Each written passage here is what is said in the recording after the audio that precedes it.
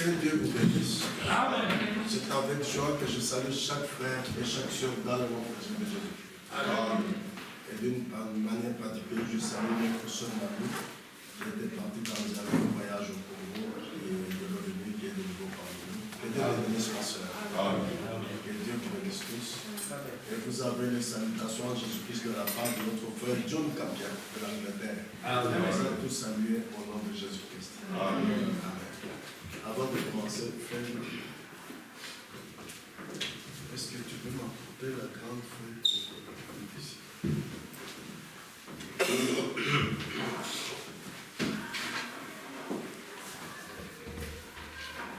Je vous invite à vous lever.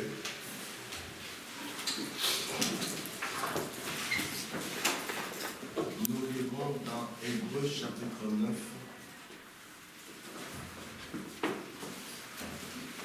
Hébreux au chapitre 9.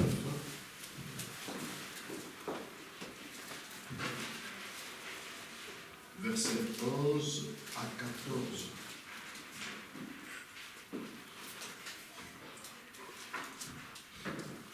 Hébreux chapitre 9,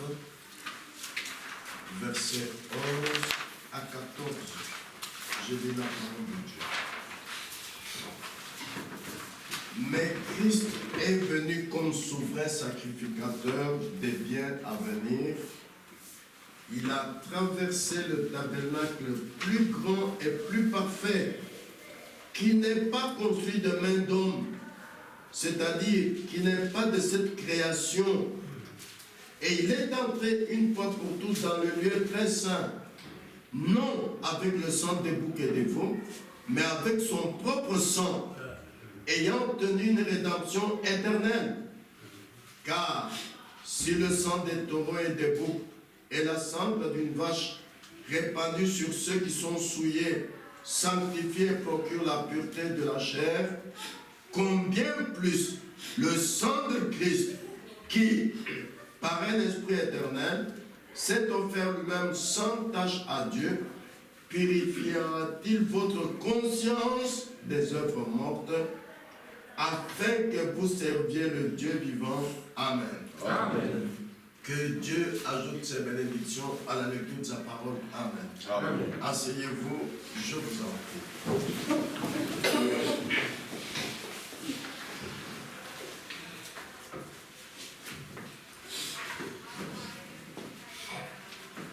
Nous avions vu la fois passée, le dimanche passé, que Dieu traite effectivement par des songes. Nous avions lu la semaine passée dans la Bible, dans Actes 27, versets 23 et 24, qu'on peut les relire. Actes 27, versets 23 et 24. Un ange du Dieu à qui j'appartiens, que je sers, m'est apparu cette nuit et m'a dit, Paul, ne crains point, il faut que tu comparaisses devant César, et voici, Dieu t'a donné tout ce qui navigue avec toi. Amen. Amen. L'ange du Dieu, un ange du Dieu à qui j'appartiens, que je sers, m'est apparu cette nuit. Et nous pouvons lire également dans Joël 2,28 que dans les derniers jours, les vieillards auront des songes. Dieu traite effectivement par des songes. Vous savez dans l'Ancien Testament combien Dieu avait traité avec Joseph par des songes. Comment Dieu avait traité avec le roi Nebuchadnezzar par des songes. Cela nous conduit à nous demander, mais qu'est-ce que c'est qu'un songe? Qu'est-ce qu'un rêve? Nous avons appris la semaine passée toujours que le songe se passe dans le subconscient. Et cela nous conduit à nous demander, mais qu'est-ce que le subconscient? Je ne vais pas m'attarder sur ce qu'on a vu dimanche passé, je voudrais aller plus loin. Exactement, qu'est-ce que c'est que le subconscient? Tout ce que nous allons voir aujourd'hui est basé sur le subconscient, mes frères et sœurs. Et le subconscient est en rapport avec notre foi individuelle. C'est pourquoi, pour examiner ta foi, mon frère, ma soeur, je te prie d'être attentif. Parce qu'il y a des choses que je vais dire que les croyants ne considèrent pas. Ils ne tiennent même pas compte de ça, pour eux c'est comme si ça n'existait pas. Qu'est-ce que le subconscient? Si vous remarquez bien le subconscient, c'est là que vous vivez, c'est là que se trouve votre moi. Tu peux être à l'école, tu peux être avec les voisins, tu peux être avec le travail. Ils peuvent t'influencer dans toutes choses. Non, ne fais pas ça. Non, ne t'habille pas comme ça. Non, non. Mais pas dans le subconscient. Là, tu es tout seul.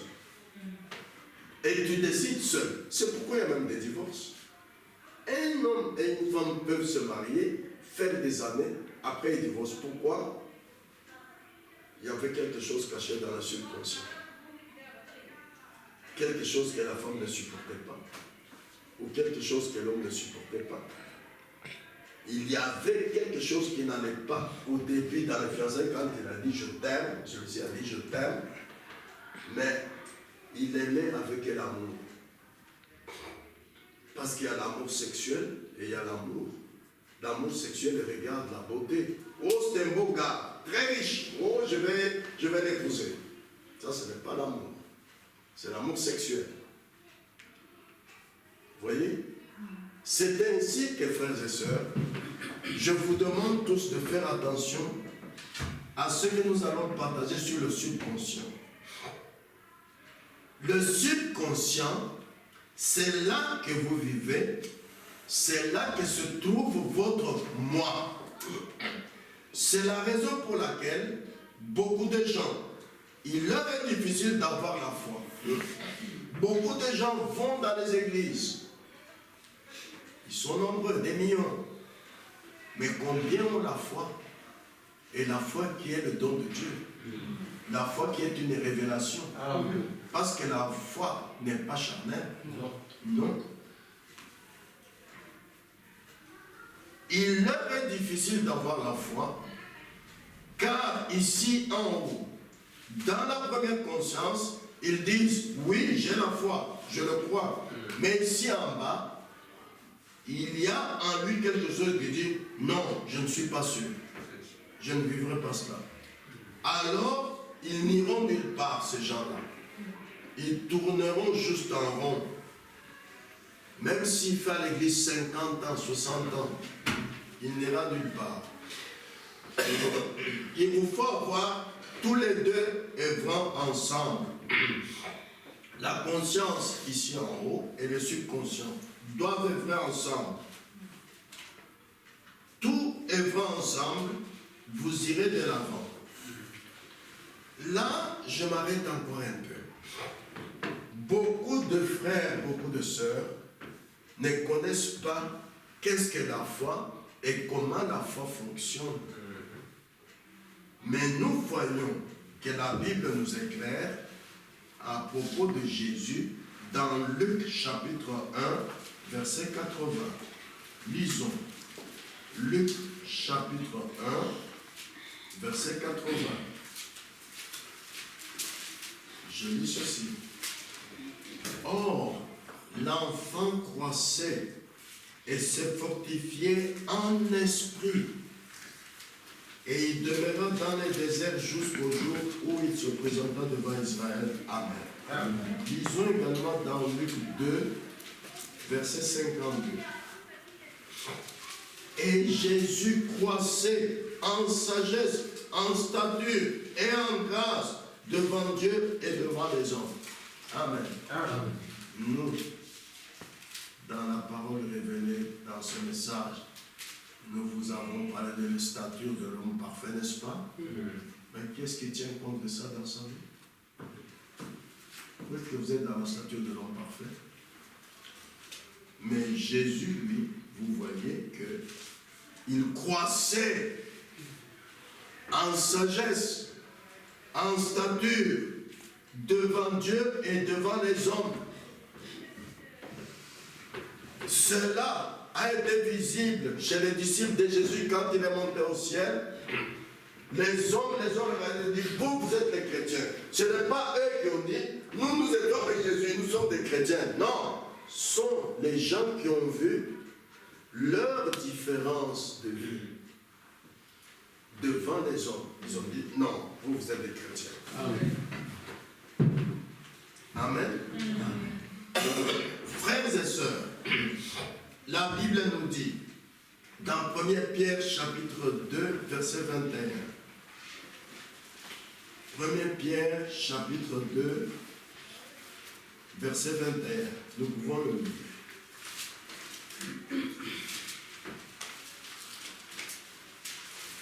Et c'est à cela que vous avez été appelés, parce que Christ aussi a souffert pour vous, vous laissant un exemple afin que vous suiviez ses traces. Amen. Amen. Jésus-Christ, tout ce qu'il a fait sur terre, dans la foi, c'était pour nous laisser un exemple. Il a même dit en Jean 14, 12, que celui qui croit en moi fera aussi les œuvres que je fais. Si votre foi est différente de celle de Jésus, vous n'avez pas la foi. Jésus, après sa naissance, qui est semblable à notre nouvelle naissance, il croissait et se fortifiait en esprit. Si vous dites j'ai la foi et que votre foi n'a pas de croissance, il y a quelque chose qui ne va pas, mon frère, ma soeur. Ça, c'est semblable à la dénomination. Les dénominations se contentent d'appartenir à l'église. Mais vous voyez toujours à l'église, n'est-ce pas? Oui, vous êtes un bon chrétien, vous venez toujours à l'église. Ce n'est pas ça la foi. La foi, vous devez aller en croissance et vous fortifier en esprit. Vous devez avoir la croissance en sagesse, en stature et en grâce devant Dieu et devant les hommes, comme c'était le cas pour notre Seigneur Jésus. Beaucoup qui disent qu'ils ont la foi ne regardent même pas leur croissance spirituelle. Pourtant, vous les sœurs, qui êtes des mamans, chaque bébé que vous avez eu, vous allez à la peser chaque mois, n'est-ce pas? Pourquoi? Pour voir si son poids augmente. Vous observiez sa taille, pour voir si la taille augmente ou pas. Si vous remarquez qu'après un an, ça donne, vous direz, mais il y a quelque chose qui ne va pas. Docteur, depuis que j'ai mis au monde, mon bébé, la taille n'augmente pas. Mais pourquoi ne le faites-vous pas du côté spirituel? Jésus a dit dans Jean 3,12, si vous ne croyez pas quand je vous ai parlé des choses terrestres, comment croirez-vous quand je vous parle des choses célestes? Si vous pouvez observer la croissance d'un bébé après sa naissance, comment vous, après avoir cru, on ne peut avoir la foi que quand on est né de nouveau? Comment est-ce qu'après la nouvelle naissance, vous ne remarquez pas vous-même, vous ne faites pas attention, vous n'examinez pas votre croissance spirituelle? Il y a quelque chose qui ne va pas. J'ai dit la semaine passée, je le redis, j'ai jamais vu un frère ou une soeur qui est venu me demander, mais frère Kanda, toi, en ton temps, comment est-ce que tu as débuté la marche dans la foi?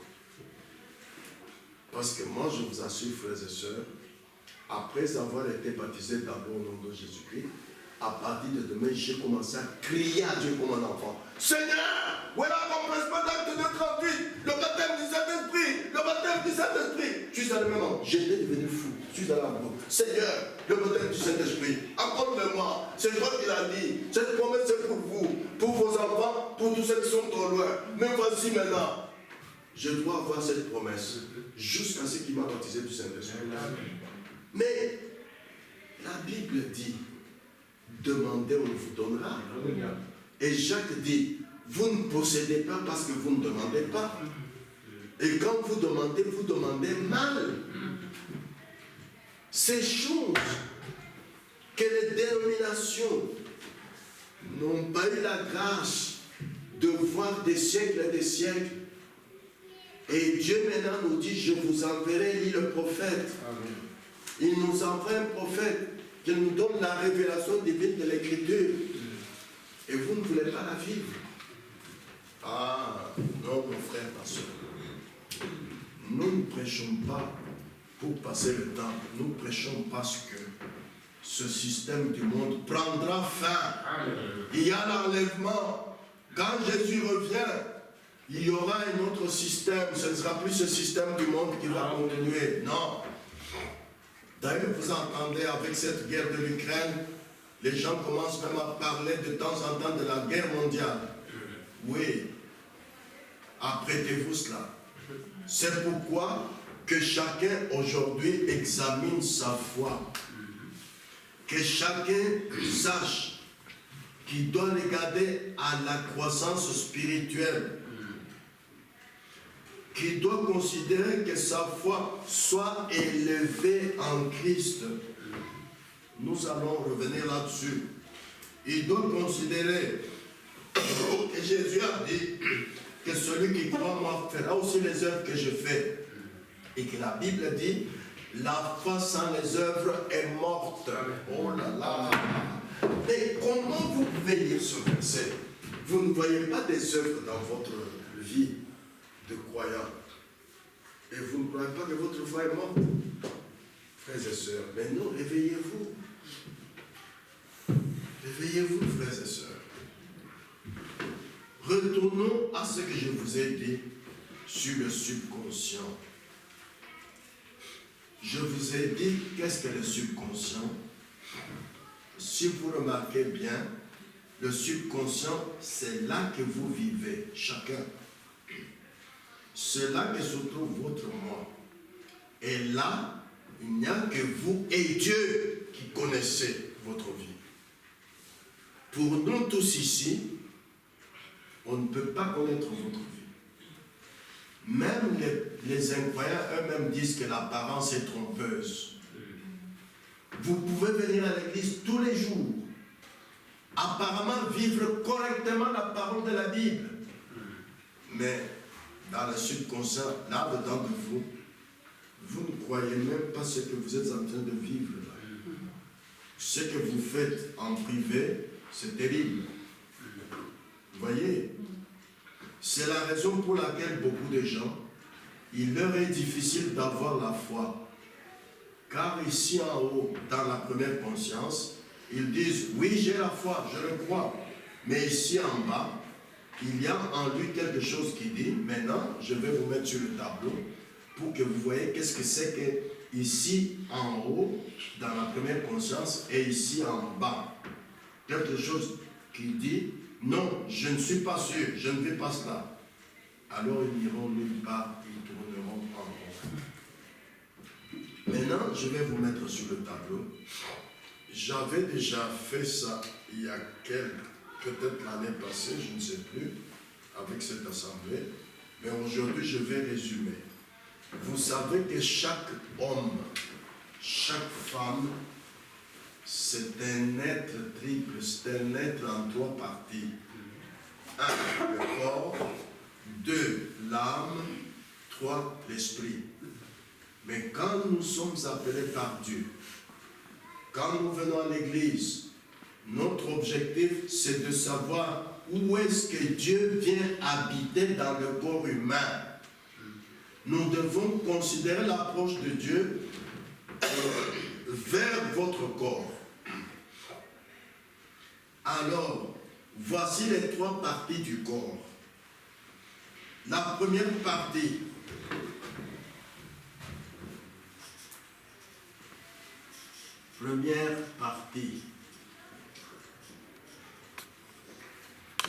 ou bien première porte. Ah, c'est ça que je vous prie de retenir. Votre corps a des portes. C'est pourquoi beaucoup de ceux qui vont dans l'église finissent par être esclaves du diable. Parce qu'ils ne savent pas que dans leur corps, il y a des portes. qu'il faut entrer des choses. Mais aujourd'hui, que Dieu vous aide par sa grâce à connaître cela. La première partie ou première porte, c'est la chair, le pavé extérieur. Il y a 5 portes.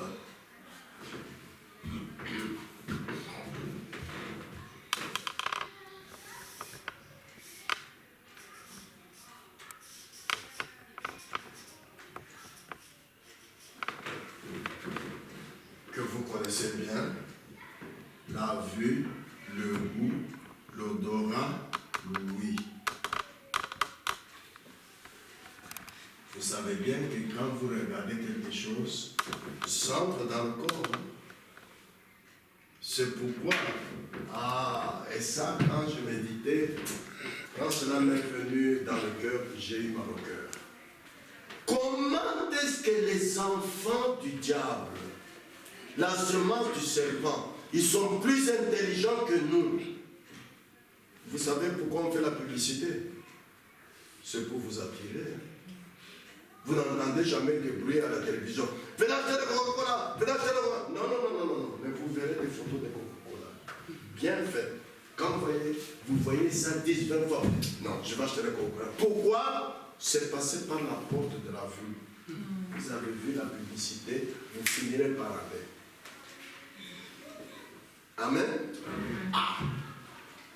Maintenant, il y a la deuxième porte.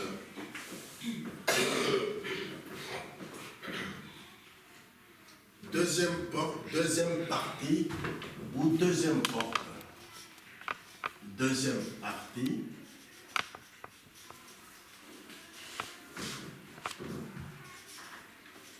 Deuxième porte.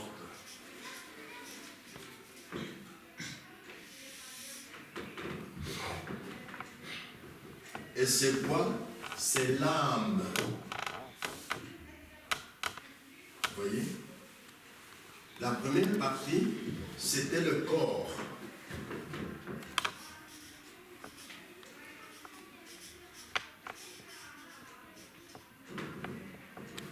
Le corps ou la chair. Ici, c'est l'âme.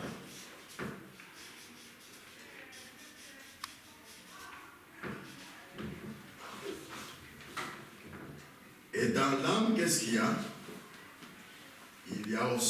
Il y a la conscience, l'imagination, la mémoire. Quand vos enfants vont à l'école, ils n'oublient pas ce qu'ils ont vu, ce qu'ils ont entendu là-bas. Hein. Leur mémoire retient ça. C'est une bonne porte qui fait entrer dans le corps. Les passions et l'affection. Quand vous vous imaginez des choses, ce n'est pas avec votre chair que vous le faites. Non. Cela se passe dans un parvis intérieur, dans l'âme.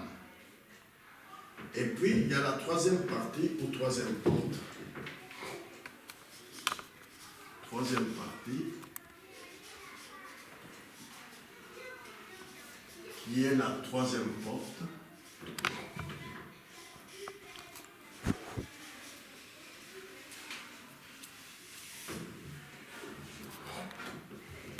Ça se passe où ça? Dans le cœur. Et c'est dans le cœur que se trouve l'esprit. L'esprit est au centre du cœur. Et l'homme pense dans son cœur. C'est pourquoi, frères et sœurs, vous célibataires qui n'êtes pas encore mariés, je vous donne une exhortation biblique.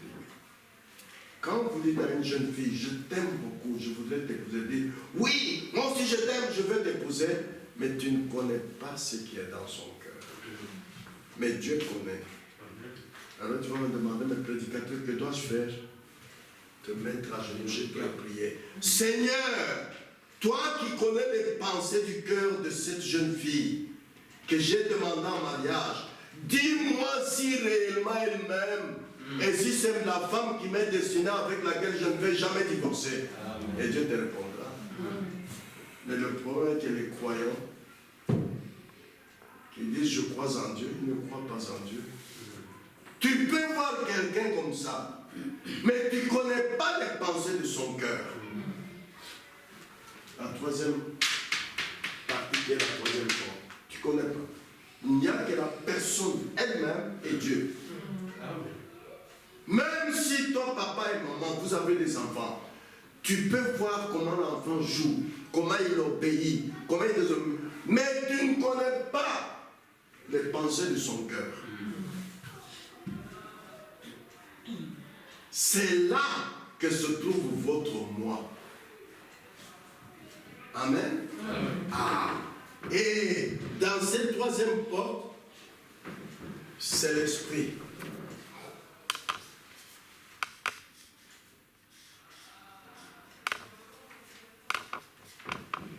Voilà. Et l'esprit est au centre du cœur.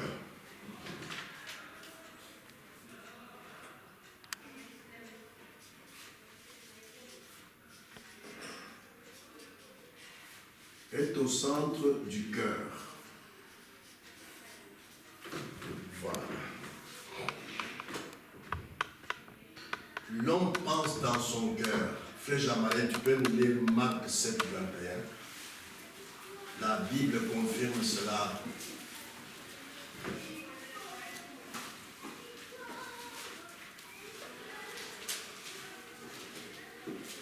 Marc 7, 21. Oui. Car c'est du dedans, c'est du cœur des hommes que sortent les mauvaises pensées, les adultères, les impudicités et les lèvres. Amen. C'est pourquoi je vous ai dit tantôt, tant que cette partie du corps ne se met pas en accord avec celle-ci, avec l'âme, vous n'irez nulle part. Vous êtes un hypocrite. Et Jésus a beaucoup parlé d'hypocrite dans la Bible. Nous allons le voir. Vous pouvez très bien dire, quand on prêche à l'église, un véritable croyant, même si au travail, ton voisin a oublié son billet de 50 € sur la table, il ne faut pas prendre. Même si vous ramassez l'argent sur la route, ne prenez pas. Allez déposer ça à la police. Vous dites Amen. Mais dès que vous trouvez un billet de 50 €, vous mettez en poche. Pourquoi? Parce que le jour que tu as entendu cela être prêché, que tu as dit Amen, c'est avec la bouche,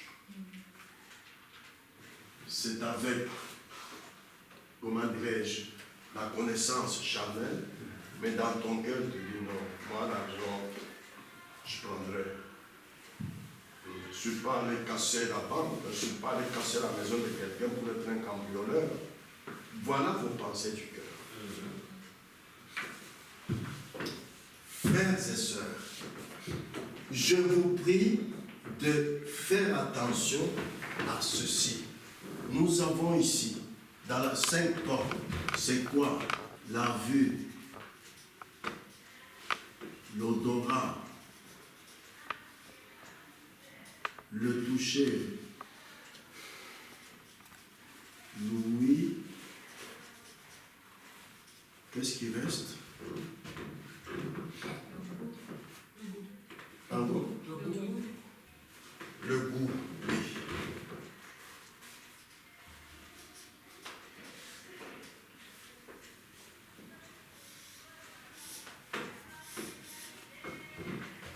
Et la deuxième partie, la deuxième porte, a aussi 5 portes,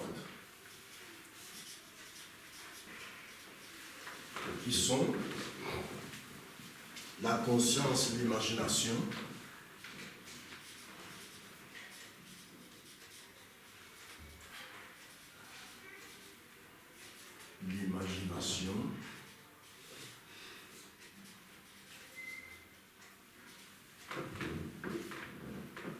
la mémoire des passions,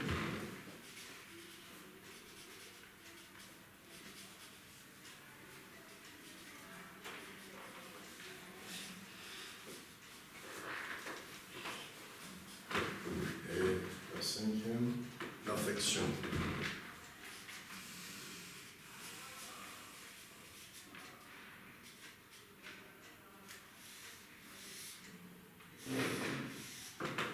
Tandis que la troisième partie, il n'y a qu'une seule porte. L'esprit. L'esprit est au centre du cœur. Vous voyez? Ici, c'est soit la foi, soit le doute. Mais la chose à laquelle je voudrais attirer votre attention, ce sont ces 5 portes-là. Beaucoup de frères ou de sœurs dans ce message, ou bien ils ne connaissent pas ça, ou bien ils connaissent ça comme je vais vous le dire aujourd'hui, et ils négligent pour eux que c'est comme si ça n'existait pas. Et finalement, ils tombent dans le piège du diable. Frère Jamaré lit pour nous Matthieu 5, 27, 28.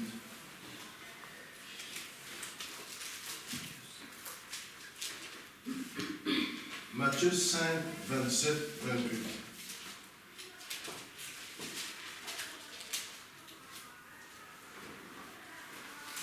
Accorde-toi promptement avec ton adversaire pendant... Non. Matthieu chapitre 5, verset 27 et 28. Vous avez appris qu'il a été dit, Oui. tu ne commettras pas d'adultère. Oui. Mais moi je vous dis que quiconque regarde une femme pour la convoiter a déjà commis un adultère avec elle dans son cœur. Voilà. Ton moi se trouve ici. Tu dis, mais moi, depuis que j'écoute le message, je ne commets plus d'adultère, je ne vais plus au bar. Il n'y a que Dieu qui sait ça. Tu peux être au bar tous les jours, même quand nous sommes assis ici, tu es au bar. Pourquoi? Dans ton cœur, dans tes pensées. Tu peux regarder une femme pendant un an, tu ne lui as jamais parlé, mais tu commets l'adultère avec elle dans ton cœur, tous les jours. Parce que ça, c'est une porte. Ça, c'est une porte aussi. De la même manière que, en voyant une femme, tu peux la draguer, comme les incroyables disent, est-ce que tu peux venir avec moi? Et on va telle part. Tu peux aussi ne peux rien lui dire. La garder dans ta mémoire. Même dans ton lit, tu vois sa figure. Et tu commences à dicter avec elle dans son cœur. Dieu compte cela. Même si dans l'église on t'acclame comme le plus saint des saints, mais Dieu connaît qui tu es. Frères et sœurs, faites attention à cela. Oui. D'autant plus que en faisant cela, tu es en train de souiller ton cœur. Or, Dieu, lui, a choisi le cœur de l'homme pour établir son trône. Satan a choisi la tête de l'homme comme tour de contrôle. C'est pourquoi l'apôtre Paul dit en 1 Corinthiens 7, 2, donnez-nous une place dans vos cœurs. Puisque tu viens à l'église où Dieu est présent chaque réunion, ce que lui demande, c'est de lui donner une place qu'il vienne habiter dans ton cœur. Mais toi, ton cœur est toujours souillé. Comment veux-tu que Dieu vienne habiter dans ton cœur? Les hommes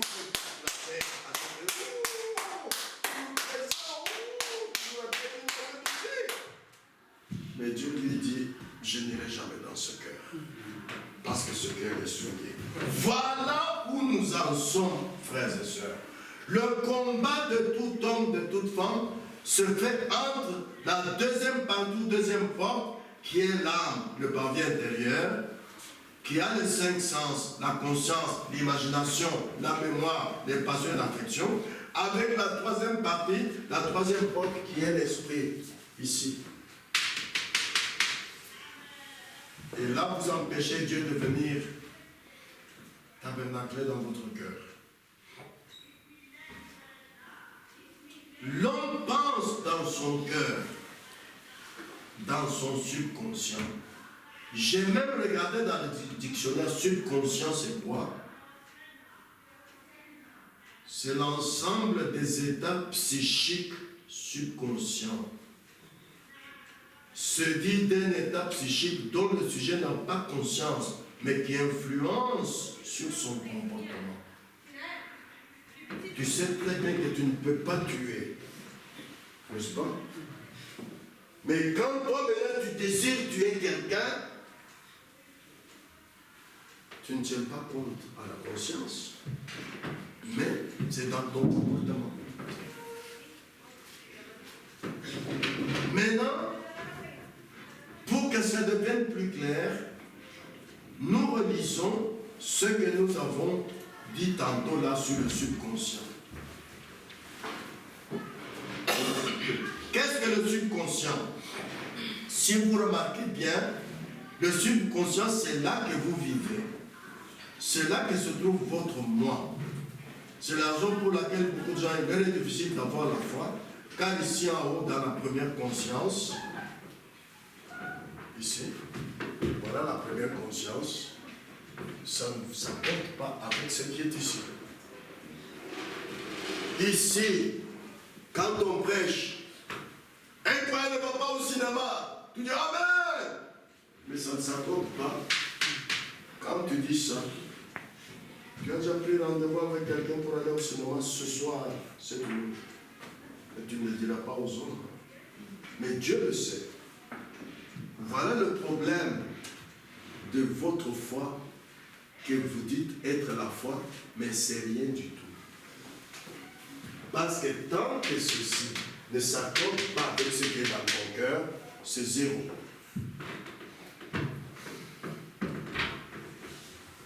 Vous entendez, frères et sœurs? Ah. Ici en bas, il y a encore quelque chose qui dit non, je ne suis pas sûr.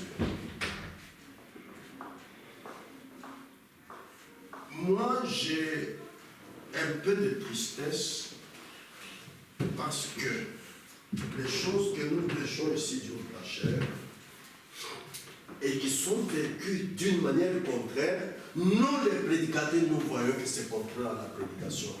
Mais sœurs, pourquoi tu ne viens pas poser des questions? Tu vas dire comme Pierre. Il n'y a pas un type qui a posé des questions à Jésus comme Pierre. C'est biblique de poser des questions. Pourquoi vous ne venez pas poser des questions? Pourquoi vous ne pensez pas à l'élévation de votre foi en Christ? Les disciples, un jour, ils ont dit à Jésus, Seigneur, augmente-nous la foi. Nous allons le lire dans la Bible. Pourquoi toi, tu penses que ta foi sera seulement comme ça? Non, non, non. Là, tu n'es pas conforme à la Bible. La foi doit être élevée en Christ. La foi doit augmenter. Vous voyez, frères et sœurs, c'est pourquoi,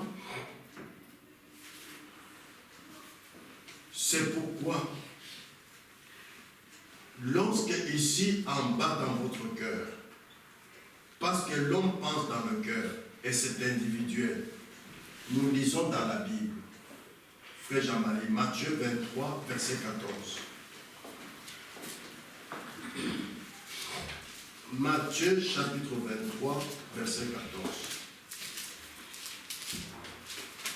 Malheur à vous, scribes et pharisiens hypocrites, parce que vous dévorez les maisons des veuves et que vous faites pour l'apparence de longues prières, à cause de cela, vous serez jugés plus sévèrement. Ah. Vous faites par la conscience ici en haut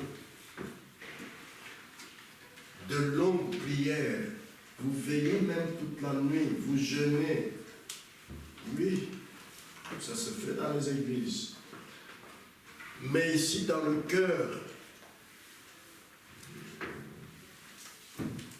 votre moi est opposé à ce que vous avez entendu être prêché ou à ce qui est écrit dans la Bible. Par votre subconscient, par vos pensées du cœur, vous dévorez la maison des veuves. Alors Jésus a dit, Matthieu 23, versets 2 et 3, frère Jean-Marie. Regardez ce que Jésus a dit. Matthieu 23, 1 et 2. 2 et 3. Les scribes et les pharisiens sont assis dans la chair de Moïse. Oui. Faites donc et observez tout ce qu'ils vous disent, mais n'agissez pas selon leurs œuvres, car ils disent et ne font pas. Ah, ils disent, mais ils ne font pas. Alléluia. Amen. Ça, c'est parmi nous. Aïe, aïe, aïe, aïe, aïe. Vous amenez vos enfants à l'église.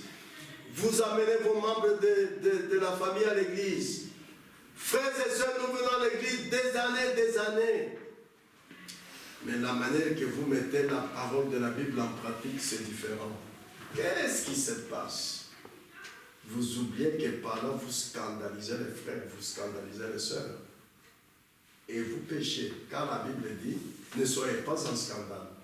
Ni aux Grecs, ni aux Juifs, ni à l'église du début. Vous entendez, vous dites Amen, mais vous ne faites pas. C'est comme ça que les scribes et les pharisiens disent à Jésus. Voyez, ils disent, mais ils ne font pas. C'est ça l'hypocrisie.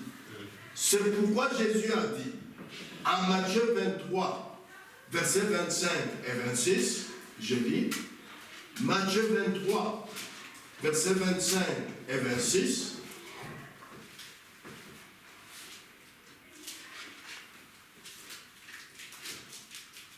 malheur à vous, scribes et pharisiens hypocrites, parce que vous nettoyez le dehors de la coupe et du plat, et qu'au-dedans, ils sont pleins de rapines et d'intempérance.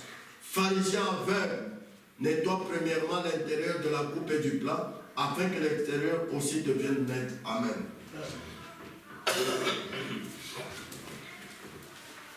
Lorsque ce que vous dites,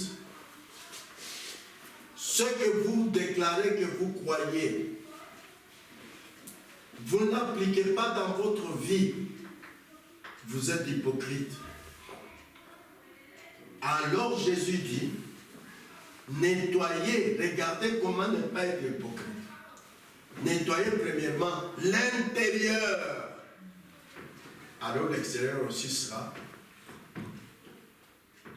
Amen. Amen. Quand vous regardez ici, tu vois quelqu'un avec des habits sales qui ne sont pas lavés? Non. Ah. Mais quand Dieu regarde mon cœur, alors Jésus nous exhorte, il dit, commencez par laver le cœur. Alors l'extérieur aussi sera propre. Aux yeux de Dieu, aux yeux des humains, nous paraissons tous être propres à l'extérieur. Mais aux yeux de Dieu, non. Commencez par laver votre intérieur, votre cœur, ici. La troisième partie.